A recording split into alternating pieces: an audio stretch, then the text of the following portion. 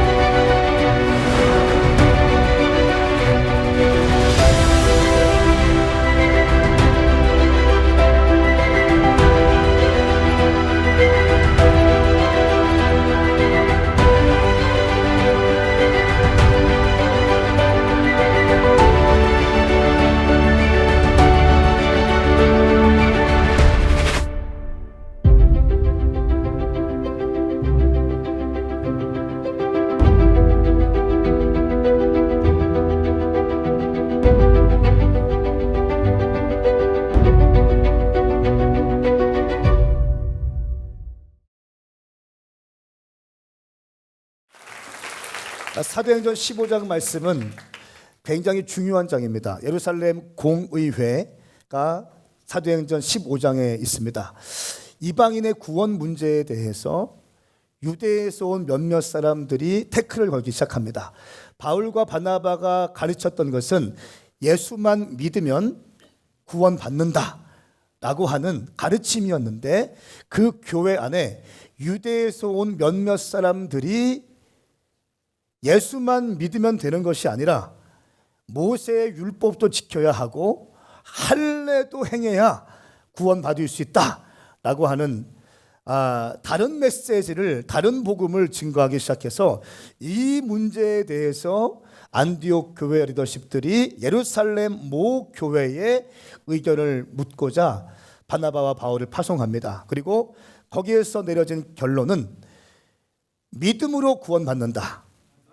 그런데 우상에게 바쳐진 제물, 또 피를 먹는 것, 목매어 죽은 것, 그리고 음행에 대해서는 절대로 하지 말 것을 명령하고, 이 내용들, 예루살렘 공의회에서 결정되어진 4가지 사항 외에 예수를 믿으면 구원받을 수 있다라고 하는 명백한 복음, 구원의 길을 정확하게 편지로 기록해서 이제 이방인 교회 가운데 편지를 발송합니다.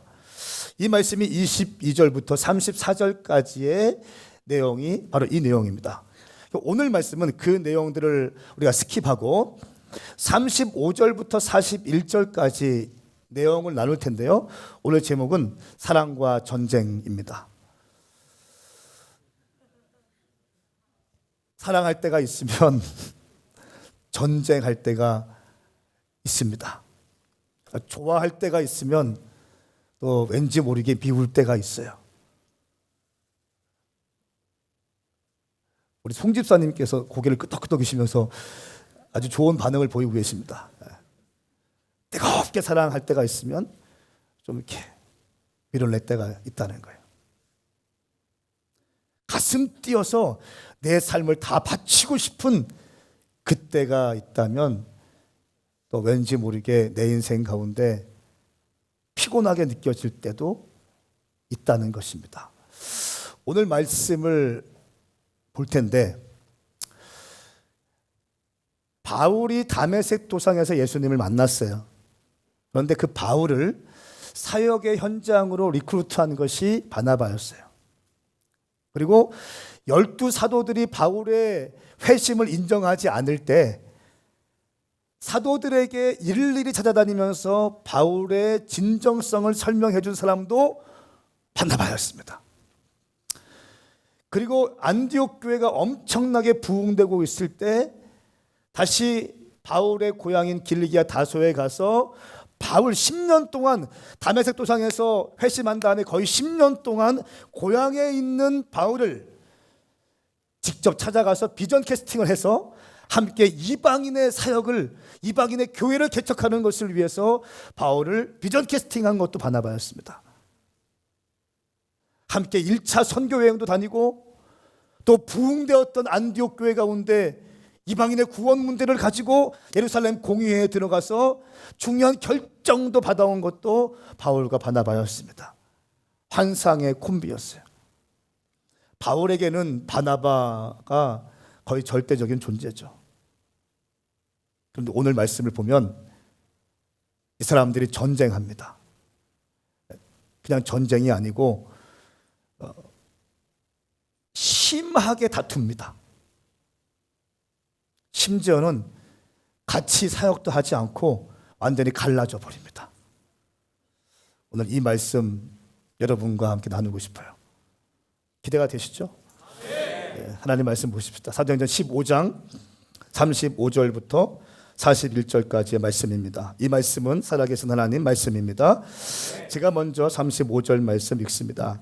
그리고 바울과 바나바는 안디옥에 계속 머물러 있으면서 다른 많은 사람들과 함께 주의 말씀을 가르치고 전했습니다.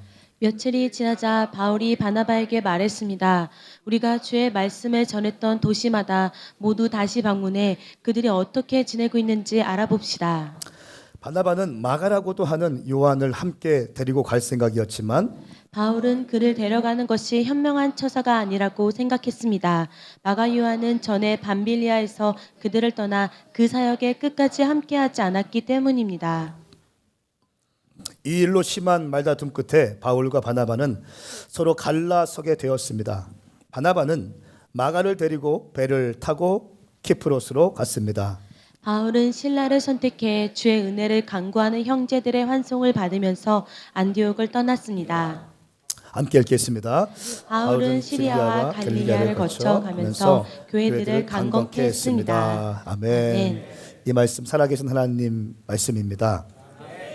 먼저 바울의 연대기를 좀 보겠어요. 바울의 연대기를 보면 AD 33년에 바울이 다메섹 도상에서 하나님을, 예수님을 만납니다. 그리고 34년도에 고향 길리기아의 다소에 가서 있습니다. 약 이 고향에 있는 머문 시간들이 약 10년 전후 된다고 합니다. 그리고 AD 46년에 바나바의 비전 캐스팅으로 이제 바나바가 바울을 찾아가서 안디옥의 이방인의 교회가 막 개척되어졌고 부흥되고 있다는 소식을 전하면서 고향에 머물러 있지 말고 나와 함께 이방인의 교회 안디옥에 가서 복음을 증거합시다 라는 비전 캐스팅을 받고 함께 가서 제자들을 양육하고 또 이미 믿은 자들에게 제자화시키고 믿지 않는 자에게는 복음을 증거하면서 이 안디옥 교회 가운데 폭발적인 부흥이 일어나기 시작합니다. 그리고 리더십 훈련을 함께 시작합니다. 그리고 AD 47년 또 48년까지는 바울과 바나바가 함께 1차 선교 여행을 떠납니다. 터키의 대부분 지역을 다 커버할 정도로 열심히 1년 동안 사역을 합니다. 엄청난 역사가 있었죠. 귀신이 떠나가고 병자가 치유되고 할렐루야, 놀라운 기적들이 일어나게 됐고 이방인들이 하나님을 믿게 되는 놀라운 역사가 일어나게 됩니다. 그 당시에 이방인들에게 복음을 증거하는 것이 자연스러운 것이 아닌 그 유대인에게만 복음을 증거해야 되고 이방인들은 구원받을 수 없다라고 믿었던 그 유대인들에게는 굉장히 획기적인 일이었습니다. 그래서 49년도에는 이제 1차 선교 여행을 마치고 안디옥에 돌아가서 안식년을 하고 있을 때 이방인의 구원 문제, 유대에서 온 몇몇 사람들이 이방인의 구원 문제를 가지고 교회 안에 다른 이야기들을 하면서 이제 이방인의 구원 문제에 대해서 예루살렘 공회에 가서 결정을 받고 오게 되는 것입니다. 그리고 이때에 갈라디아서를 바울이 기록해요. 교리의 문제를 딱 기록하는 겁니다. 율법이냐 복음이냐, 갈라디아서 그런 말씀 아닙니까?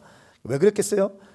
초대교회에 예수 믿은 사람들의 이방인들 크리스찬들에게 정확한 복음을 증거하기 위해서 갈라디아서를 교리서를 기록하게 됩니다.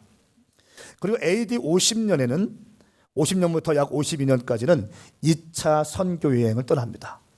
이제 오늘 15장 마지막 부분에 2차 선교 여행을 떠납니다. 그런데 어떻게 합니까? 헤어집니다. 환상적인 팀 사역에서 독립적인 사역팀을 꾸리고 하나의 선교팀에서 두 개의 선교팀이 되어서 뿔뿔이 흩어져서 복음을 증거하기 시작합니다. 그리고 AD 53년부터 57년까지는 3차 선교 여행을 진행하게 됩니다. 그리고 AD 60년에 로마의 감옥에서 2년간 있을 때에 옥중서신 빌레몬서를 기록하게 됩니다. 바울의 선교여행 1차 선교여행부터 3차 선교여행까지 약 10년이라는 시간 동안 줄기차게 지치지 않는 열정을 가지고 하나님 말씀을 증거하고 믿지 않는 자에게는 복음을 증거하고 믿는 자에게는 제자 훈련하면서 삶을 주님께 올려드립니다. 1차 선교여행을 나갔을 때 바울의 나이가 약 42살, 42살이라고 합니다. 그리고 약 10년 동안 선교여행을 하고 바울의 나이, 학자들은 얘기해요. 62살에 순교했을 것이다 라고 얘기해요. 사랑하는 여러분, 42살부터 1차 선교여행 갔다면 당신은 아직 안 늦었습니다. 아멘. 네, 안 늦었습니다. 오늘 15장 35절과 36절 말씀을 보겠습니다. 그리고 바울과 바나바는 안디옥에 계속 머물러 있으면서 다른 많은 사람들과 함께 주의 말씀을 가르치고 전했습니다. 말씀하겠습니다. 하나님 나라 완성을 위해서 쉬지 않고 사역합니다. 믿지 않는 자에게는 복음을 증거하고 믿는 자에게는 제자 훈련을 시킵니다. 그냥 제자 훈련, 머리만 커지는 제자 훈련이 아니라 즉각적으로 하나님 나라 위해서 뛰어 들어갈 수 있는 제자 훈련, 재생산 훈련을 시킵니다. 그러니까 T40가 굉장히 중요한, 트레이닝 포 트레이너스, T40가 중요한 이유는 바로 요 점입니다. 우리가 예수 믿고 구원받고 집사, 권사, 장로, 목사가 돼도 길거리에 나가서 불신자에게 복음을 어떻게 증거할지조차도 모르는 사람들이 태반입니다. 그렇죠? 교회와 우리 목사님 좋아, 우리 예배팀 좋아, 이 정도입니다. 예수 믿으면 좋아, 좋은 일이 있을 거야. 왜 예수 믿어야 되는지, 정말 복음이 무엇인지, 어디서부터 복음을 증거해야 되는지 잘 모릅니다. T40는 뭐예요? 불신자에게 딱 들어가서 접촉점을 만들어내고 내 삶의 간증을 2, 3분 정도 정확히 얘기하고 거기에 반응이 있는 사람에게 더 이 말씀을 더 알고 싶습니까? 라고 할 때 반응이 보이면 바로 창조부터 예수 그리스도의 십자가 사건까지 정확하게 10분 내에 복음을 싹 증거하는 것입니다. 그리고 나서 풀 가스펠, 이것이 풀 가스펠인데 복음을 듣게 된 사람 가운데 두 가지 반응이 있어요. 거절하는 사람이 있고 마음에 진동이 있는 사람이 있어요. 거절하는 사람에게는 미련둘 필요 없습니다. 아직 예비되지 않은 영혼이에요. 그러나 그 말씀을 듣고 가슴이 뛰는 사람이 있을 거예요. 그 사람에게 쑥 들어가서 기도도 해주고 더 깊은 차원의 복음을 증거하는 것입니다. 할렐루야. 그리고 바로 그에게, 예수 믿게 된 그에게 왜 전도해야 되는지, 어떻게 복음을 증거해야 되는지, 누구에게 해야 되는지 바로 훈련을 시켜내는 거죠. 그럴 때 하나님 나라가 급속도로 확장될 줄 믿습니다. 이렇게 바울은 주의 말씀을 가르치고 증거하기 시작했습니다. 하박국 3장 2절 말씀에 보면 수년 내에 부흥케 하십시오. 수년 내에 부흥케 하십시오. 우리말 성경에 보니까 여호와여 주께서 하신 일을 이 시대에 다시 새롭게 하셔서 이 시대에 알려지게 하여 주십시오. 이 시대에, 마이 제너레이션, 내가 살고 있는 이 세대 가운데 부흥을 보게 하여 주시옵소서. 부흥을 밀어내는 것이 아니라, 부흥을 연기하는 것이 아니라, 부흥을 기다리는 것이 아니라, 부흥에 대한 갈망을 가지고 내가 이 땅에 눈을 뜨고 있을 때, 내가 육체의 장막을 입고 있을 때 이 세대 가운데 부흥이 임하게 하여 주십시오. 할렐루야. 이 마음으로 이글이글 거리는 사람들, 예수 믿고도 복음에 대한 이글이글 거림이 없다면 당신의 영은 죽어가고 있습니다. 정확히 말씀드릴 수 있어요. 당신이 예수 믿고 구원받고 있는데 복음 전도에 대한, 영혼 구원에 대한 열정이 식어질 뿐 아니라 아무런 감각이 없다면 당신의 영은, 죄송합니다, 죽어가고 있는 것입니다. 하나님 만났고 예수 그리스도의 복음의 은혜로 나 같은 죄인 구원받은 그 구원의 감격이 내 안에 있다면 복음을 증거할 수밖에 없는 것이죠. 그리고 그것이 성경 66권에 나와 있는 모든 성경의 인물들의 라이프 스타일이었어요. 반복되는 패턴이었다는 것입니다. 바울은 이렇게 자기의 삶을 복음 증거하고 제자화하는 사역에 헌신하게 되었습니다. 그리고 이들이 이렇게 얘기합니다. 36절 말씀, 바울이 먼저 바울이 적극적인 사람입니다. 바울이 얘기합니다. 우리가 주의 말씀을 전했던 도시마다 모두 다시 방문해 그들이 어떻게 지내고 있는지 알아봅시다 라고 얘기합니다. 바울은요, 하나님 나라 확장을 위해서 무엇이 필요한 건지 정확히 인식하고 있는 사람이었어요. 그러니까 복음만 단순히 증거하는 것이 아니라 복음을 믿고 예수 믿은 사람들에게 팔로우업 해주는 것이 얼마나 중요한 것인지 알고 있었어요. 그러니까 상호 책임, 멘토링 해주는 것이 얼마나 중요한 것인지 인식하고 있었어요. 단순히 교회만 개척하는 것이 아니라, 돈만 보내는 것이 아니라 정기적으로 그들에게 찾아가서 그들이 잘하고 있는지, 교회의 모습에 믿음이, 교회 가운데 믿음의 뿌리를 내리고 있는지 점검하기 위해서라는 거예요. 그러니까 1차 선교 여행은 이방인 지역에 다니면서 복음을 선포하고 불신자들에게 예수 믿게 하는 것이 1차 선교 여행의 주된 일이었다면, 2차 선교 여행은 그것도 있지만 이미 교회가 세워지고 예수 믿는 사람들, 자기들이 세워놓은 장로들을 만나면서, 교회에 방문하면서 그 교회를 세워주고 멘토링해주고 믿음으로 일어날 수 있도록 해주는 것이 2차 선교의 목적이 있는 것입니다. 바울이 먼저 이야기하죠. 그리고 나서 37절 말씀이 이제 전쟁의 시발점이 됩니다. 이 말씀 보면서 참 바울과 바나바가 어떻게 싸웠을까? 어떤 심히 다퉜다고, 어떻게 다퉜을까? 생각도 해보게 되었는데요. 한번 읽겠습니다. 37절 말씀 시작. 바나바는 마가로부터 하는 요한을 함께 데리고 갈 생각이었지만, 그러나 바울은 그를 데려가는 것이 현명한 처사가 아니라고 생각했습니다. 바나바는 마가를 데리고 가고 싶었어요. 그러나 바울은 마가를 데려가는 것이 현명한 처사가 아니라고 믿었습니다. 어떤 일 때문에 그랬을까요? 사도행전 13장 13절 말씀에 버가에서 마가가 도망갑니다. 피시디아 안디옥으로 가야 되는데 다시 예루살렘으로 돌아갑니다. 학자들이 몇 가지 추측을 했습니다.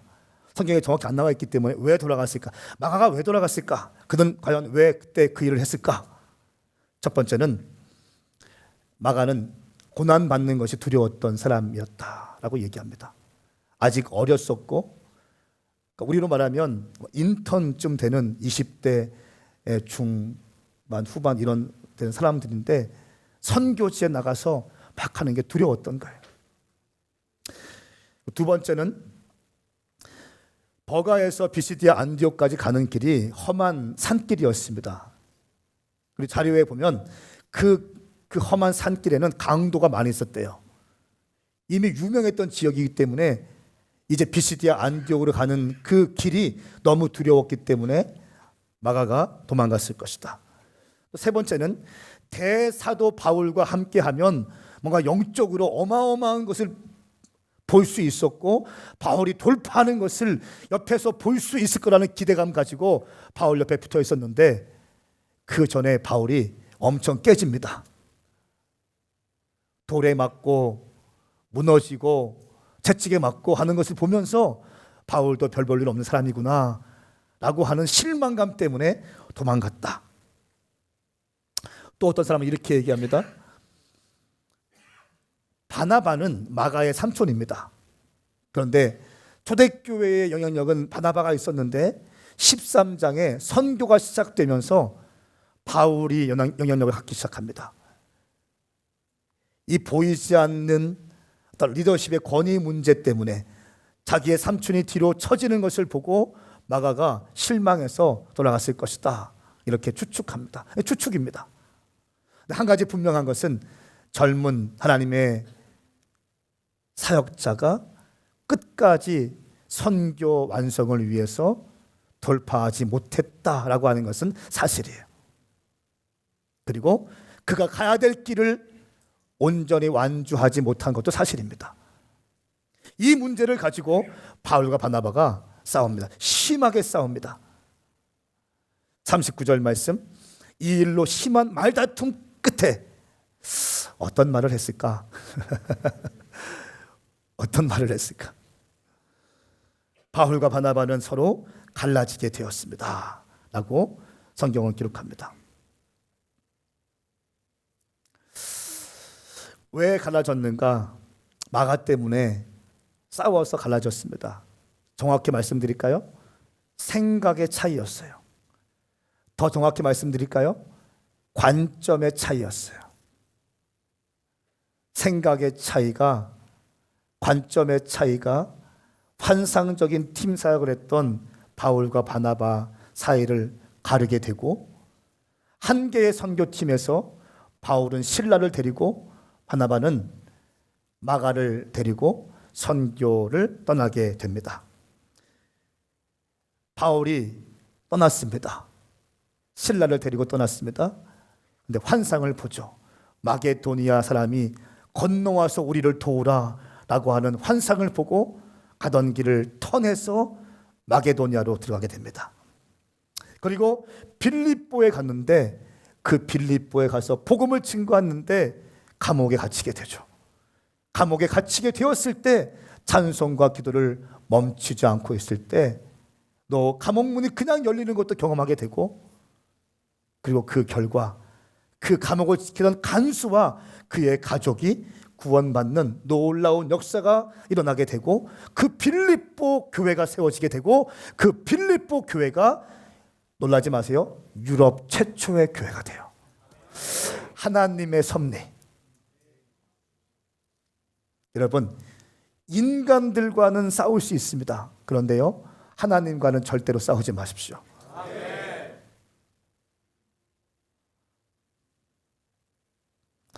그리고 사람 때문에 사역 못하겠다는 말 하지 마십시오. 이들의 위대한 점이 뭡니까? 바울과 바나바가 대판했지만 바울은 바울대로, 바나바는 바나바대로 하나님의 일을 멈추지 않았다는 것이에요. 교회 안에서 사람 때문에 상처받았다, 내가 이 사람 때문에 같이 사역 못하겠다, 연말 되면 우리 셀 이 사람 빼주십시오, 아니면 나 셀 옮겨주십시오, 이런 말 우리 교회는 있으면 안 됩니다. 제가 섬기던 부교육자로 있던 교회에 담임 목사님께서 연말이 되면 이제 구역이죠, 구역 편성을 해주십니다.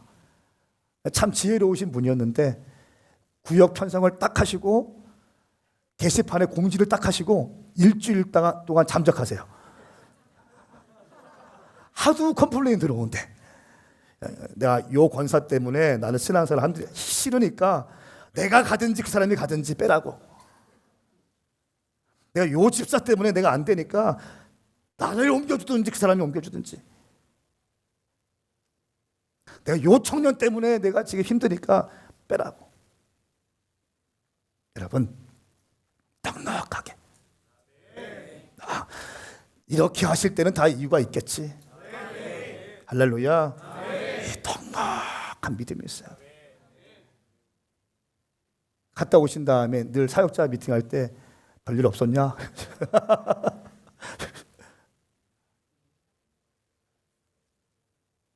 사람 때문에 사역 못하는 것 어리석은 일입니다. 내 기분 나빠서 상처받아서 나 교회 못 나오겠어요. 어리석은. 어떻게 그 한 사람 때문에 당신의 영혼이 죽어가는 것을 용납하겠다는 것입니까? 어떻게 그 인간 때문에 내 신앙이 죽어가는 것을 내가 지켜만 보고 있습니까? 있을 수가 없는 겁니다. 사람 때문에 당신의 신앙이 꺾이는 일들은 절대로 없어야 됩니다. 무조건 감사하십시오. 무조건 감사로 덮어버리십시오. 감사 위에 감사로 당신 인생의 전반적인 영적인 분위기를 감사의 인생으로 만들어 놓으셔야 됩니다. 할렐루야. 불평의 인생, 또 불만의 인생이 되는 것이 아니라 그냥 감사인 거예요. 이것이 구원받은 자의 마땅한 태도인 것입니다. 이것이 성경에 나와서 쓰임받는 사람들의 한결같은 영적인 정서였어요. 감사가 넘쳐요.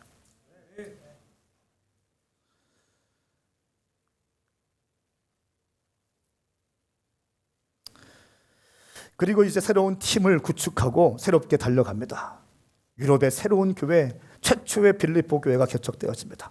사람들은 얘기합니다. 역시 바울은 비전 중심의 사람이, 비저너리입니다. 사역 중심의 사람입니다. 그렇기 때문에 이 하나님의 위대한 사역을 하고 있는 이 지금 이방인의 새로운 문을 여는 새로운 선교 역사 가운데 완주하지 못하고 영적인 분위기를 저해했던 마가를 또다시 데리고 간다는 것은, 이것은 있을 수 없는 일입니다. 그리고 나는 절대로 그렇게 할 수 없습니다.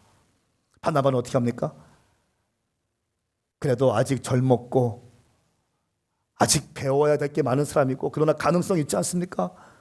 한 번 더 기회를 줍시다 라고 하는 이 마가의 문제로 갈등을 겪게 되고 각자 사역팀을 형성하고 가게 되는 것입니다. 바울은 사도입니다.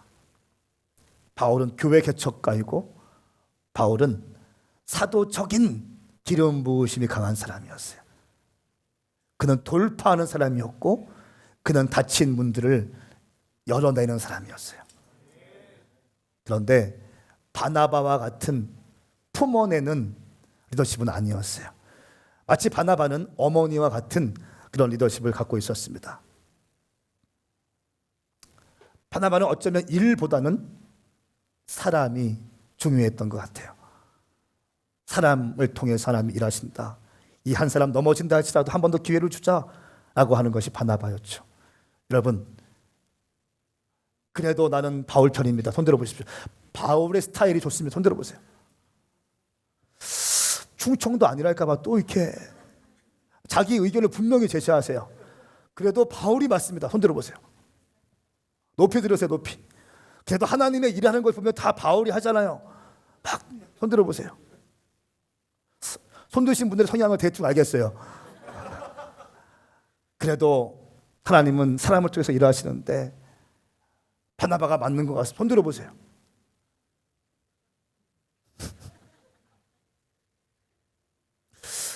내리세요. 마치 저한테 그렇게 말씀하시는 것 같아요. 너무 사역만 하지 마시고 우리 좀 돌봐주세요. 막 내가 퍼져도 좀 이렇게 기회 주시고 뭐. 아멘. 여러분, 이게 옳고 그름의 차이예요? 아니요. 옳고 그름의 문제 아니에요. 다름의 문제예요. 다름의 문제예요. 하나님의 교회는 바울과 바나바가 모두 존재해야 됩니다. 바나바와 같이 맨날 마가만 끼고 있으면 하나님의 일이 안 됩니다. 어느 세월에 교회 개척하고 어느 세월에 죽어가는 영혼 살려냅니까? 맨날 품고 있는데, 맨날 우유병 꽂고 있고 기저귀 갈고 있는데 어떻게 됩니까? 그러나 바울같이 사역만 하면 너무 퍽퍽한 거죠. 제가 말씀을 보면서 저는 어떤 사람인 것 같아요? 그 웃음의 의미는 뭐예요? 제가 기도했어요. 주님, 저에게 바나바의 영성도 주십시오. 바나바의 기름을 부어주십시오. 여러분, 옳고 그름의 문제가 아니라고 했어요. 교회에는, 하나님 나라에는 바울과 바나바가 다 필요해요. 가정에서 아버지와 어머니가 다 필요하듯이 아버지는 일을 하시고 또 재정을 벌어오시고 자녀들을 먹여 살리고 또 어머니는 아이들을 챙겨주고 울고 있으면 더 해주고 다 필요하듯이 교회도 마찬가지예요. 저는 선포하고 축복합니다. 이것에 대해 다름에 대해서 공격하지 않고 넉넉한 마음으로 하모니를 이룰 수 있기를 예수님의 이름으로 축복합니다.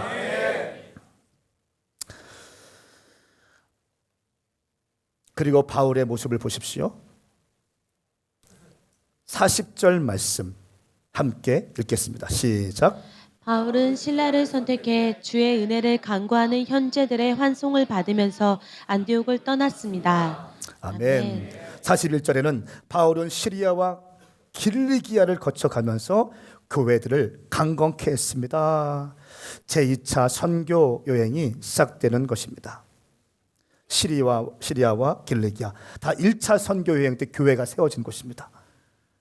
다른 곳을 가지 않고 교회가 세워진 곳에 의도적으로 바울은 가면서 교회를 강건케 하고 팔로업 해주고 멘토링 해주고 리더십 훈련을 했다는 것을 우리는 발견할 수 있습니다. 사랑하는 여러분, 그리고 결국 교회를 강건케 했다는 거예요. 사랑과 전쟁, 우리 인생 가운데 사랑하면 참 가슴 뛰는 단어 아닙니까? 사랑. 전쟁하면 한 번쯤은 전쟁의 경험을 여러분들이 있을 겁니다. 처음에 그렇게 사랑했던 사람인데 나중에는 막 심한 말다툼을 하고 심지어는 모욕적인 말까지 하고 받고 상처가 되어서 갈라지게 될 때도 우리 인생 가운데는 있습니다. 아주 친한 친구인데 그 친구에게 의견이 달라서 또 심지어 우리 부모님과 자녀 관계에서 그렇게 어릴 때는 너무너무 좋은 관계였는데 사춘기 지나고 대학교 들어가면서 관계가 멀어지고 오해가 생기고 심한 다툼을 할 때도 우리는 있습니다. 우리 삶에 끊임없이 일어나고 있는 이 갈등의 문제를 어떻게 해결할 것인가? 어떻게 해결할 것인가? 여러분, 마가의 실패, 저는 오늘 말씀을 통해서 마가에 대해서 좀 묵상하게 되었어요. 마가의 실패.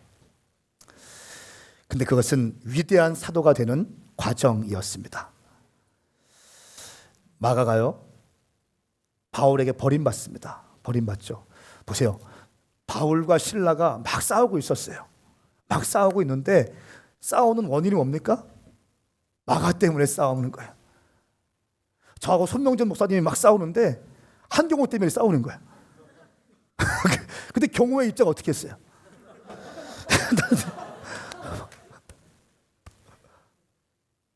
절대로 마가를 나는 경호를 데리고 갈 수 없습니다.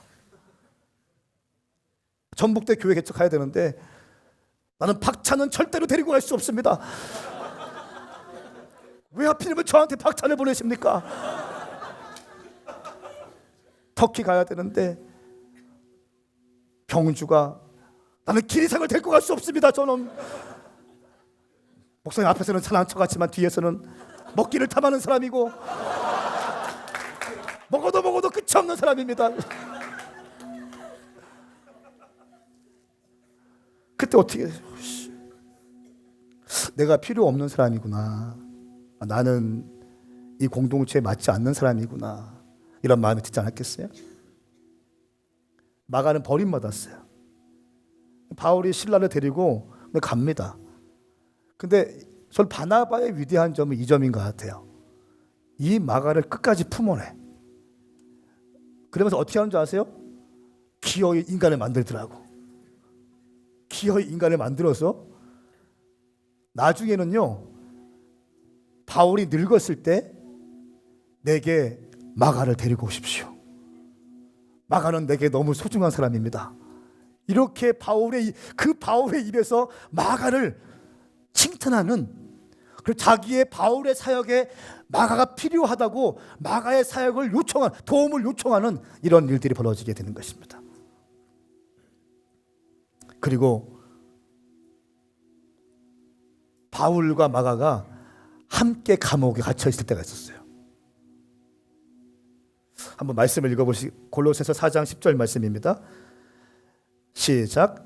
나와 함께 감옥에 갇혀있던 아리스다고와 바나바의 사촌 마가가 여러분에게 안부를 전합니다. 마가가 여러분에게 가면 그를 잘 영접하라는 지시를 여러분이 이미 받았을 줄 압니다. 아멘. 아멘. 나와 함께 감옥에 갇혀있던 바나바의 사촌 마가. 바울과 바나바가 감옥에 앉아서 무슨 얘기를 했을까요?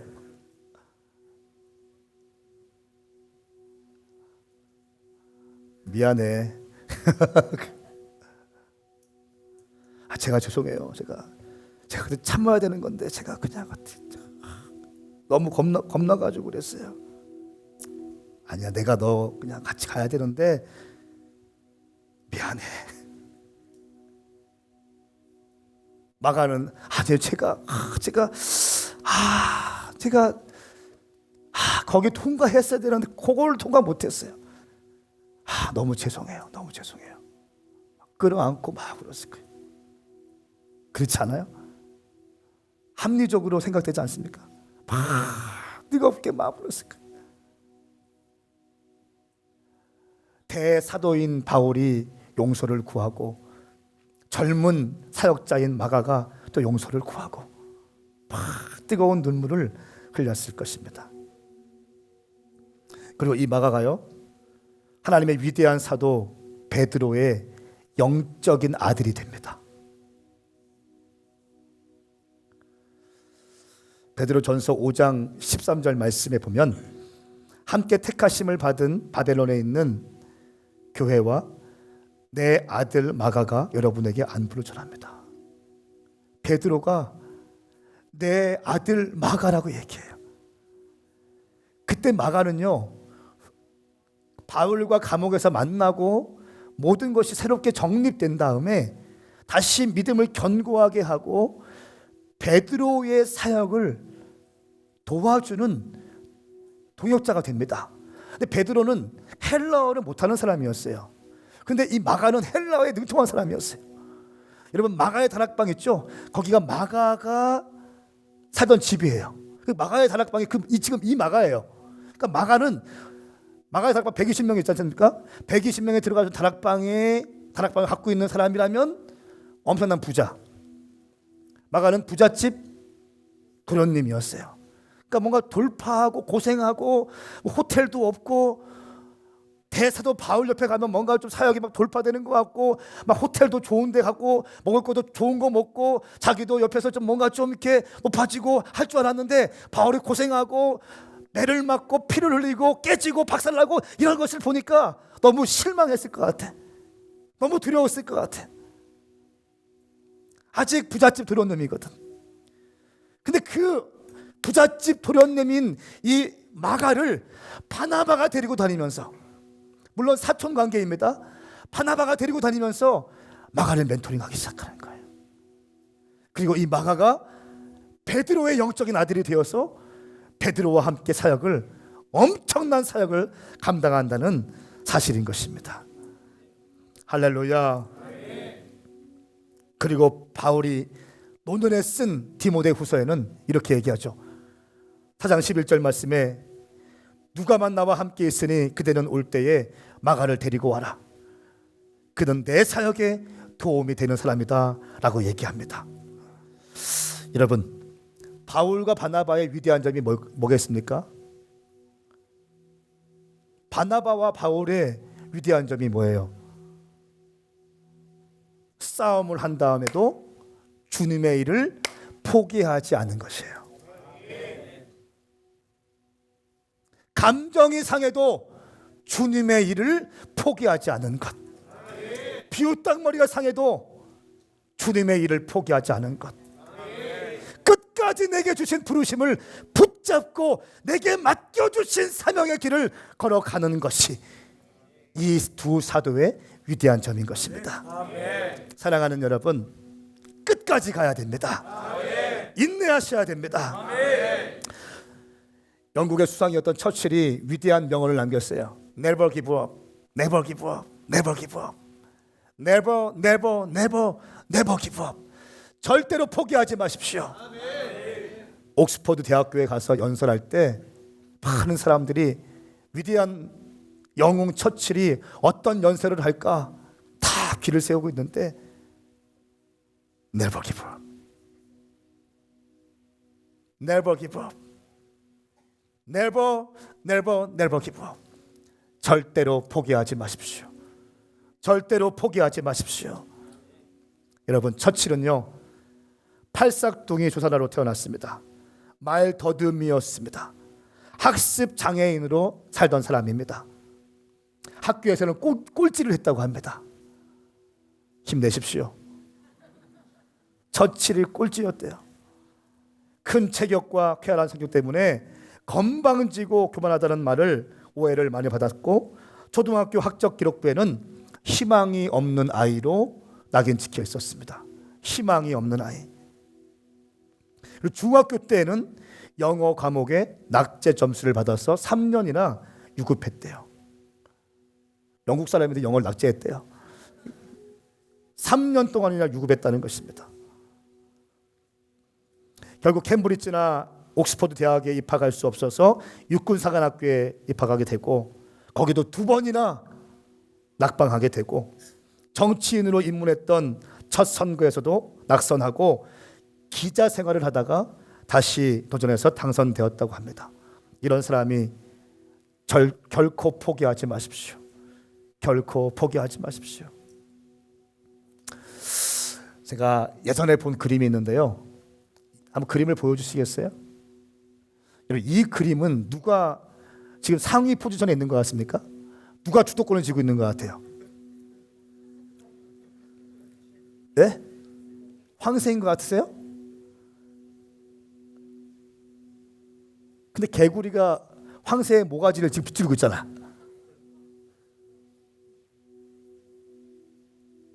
절대로 포기하지 마십시오. 당신의 영혼을 쉽게 빼앗기지 마십시오. 당신에게 주신 비전을 절대로 놓치지 마십시오. 바울의 가장 큰 후회가 있었을 것입니다. 바울이 정말 주님께 완벽히 헌신했는데 노년이 되어서 후회하는 것 한 가지가 있었을 거예요. 내가 그때 바나바에게 왜 그런 말을 했을까? 사실 그 싸움이 있은 후 바울은 2차, 3차 여행 가면서 하나님의 교회를 막 세우고 개척합니다. 그런데요, 오늘 읽었던 본문 말씀 이후에 바나바의 흔적은 사라집니다. 바나바는 성경에서 사라지고 역사 그 어떤 자료에도 존재하지 않습니다.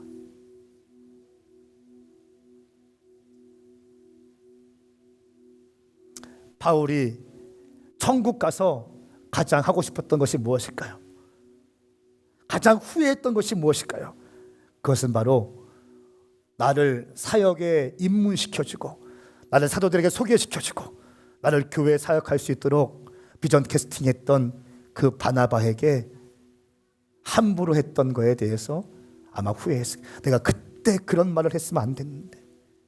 의견이 달라도 그냥 존중하면서 잘 풀었어야 되는데 심한 말을 해서 바나바의 가슴에 상처를 줬으면 안 됐는데 후회했을 것입니다. 사랑하는 여러분, 당신의 인생을 사랑과 전쟁에서 전쟁은 지우시고 사랑만 가져가시기 축복합니다. 전쟁은 어둠의 영들과만 전쟁하십시오. 동역자들끼리는 전쟁하지 마십시오. 아멘. 어둠의 영들에 대해서는 강력한 영적 전쟁을 선포하고 막 기도하지만 동역자들끼리는 아껴주시고 사랑해주시고 나와 다르다 할지라도 존중할 수 있는 멋진 그리고 끝내주는 성도들이 될 수 있기를 예수님의 이름으로 선포합니다. 함께 일어나십시다. 우리 기도하실 때 거룩하신 성령님, 오늘 이 말씀이 내 심령 가운데 심겨지게 하여 주시옵소서. 어떠한 일이 있다 할지라도 전쟁을 그치게 하시고 말을 함부로 하지 않게 하시고 존중하며 나갈 수 있는 내가 되게 하여 주시옵소서. 여러분, 그러나 또 어떤 경우가 있다 할지라도 하나님께서 당신에게 맡겨주신 사역은 반드시 진행하셔야 됩니다. 상처가 되고 아픔이 된다 할지라도 주님이 내게 주신 비전은 반드시 성취하셔야 됩니다. 우리 이 시간 주의 이름 삼창 부르며 살아계신 주님께 기도합시다. 주여!